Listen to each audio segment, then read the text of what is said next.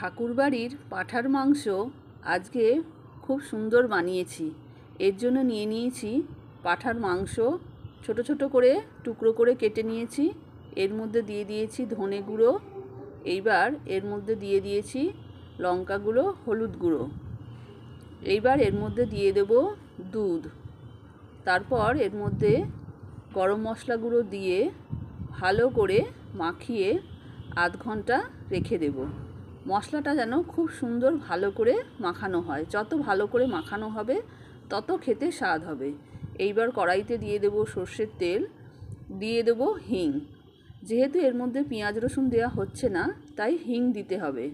এইবার এর মধ্যে দিয়ে দেব তেজপাতা, গোটা শুকনো লঙ্কা, গোটা জিরে দিয়ে ভালো করে গরম করে নিয়ে দিয়ে দেব গোটা গরম মশলা।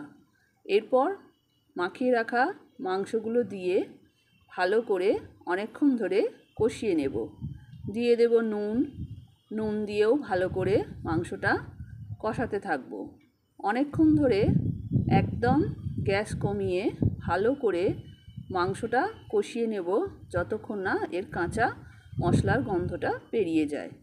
ভালো করে কষানো হয়ে গেলে এইবার এর মধ্যে দিয়ে দেব বেটে রেখেছিলাম আদা, জায়ফল আর গোটা জিরে। খুব মিহি করে ভালো করে বেটে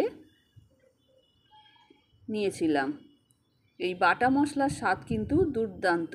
মাংস ভালো করে কষানো হয়ে গেলে এই বেটে রাখা মশলাটা আবার এর মধ্যে দিয়ে অনেকক্ষণ ধরে আবার ভালো করে কষাতে হবে। এই যতক্ষণ না এই আদার গন্ধটা বেরিয়ে যাচ্ছে ততক্ষণ ভালো করে কষিয়ে নিতে হবে। অনেকক্ষণ ধরে কষাবার পর সুন্দর একটা গন্ধ উঠলে এর মধ্যে দিয়ে দেব গরম জল। গরম জল দিয়েও কিছুক্ষণ সেদ্ধ করে নেব।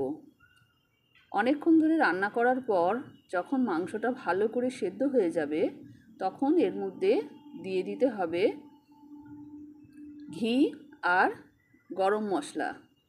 এই গরম মশলা আর ঘি দিতে এত সুন্দর গন্ধ উঠেছে যে জিভে জল চলে আসবে।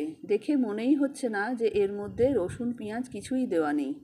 দেখো কত সুন্দর হয়েছে ঠাকুরবাড়ির পাঁঠার মাংস। অনেকে আবার একে নিরামিষ মাংসও বলে। যেহেতু এর মধ্যে পেঁয়াজ রসুন থাকছে না, তাই পুজো বাড়িতেও এই মাংস রান্না করা হয়ে থাকে। এই মাংস গরম গরম ভাত দিয়ে কলা পাতায় খেতে ও দারুণ স্বাদ, দারুণ দারুণ। অবশ্যই তোমরা একবার বাড়িতে ট্রাই করে দেখো ঠাকুরবাড়ির পাঁঠার মাংস।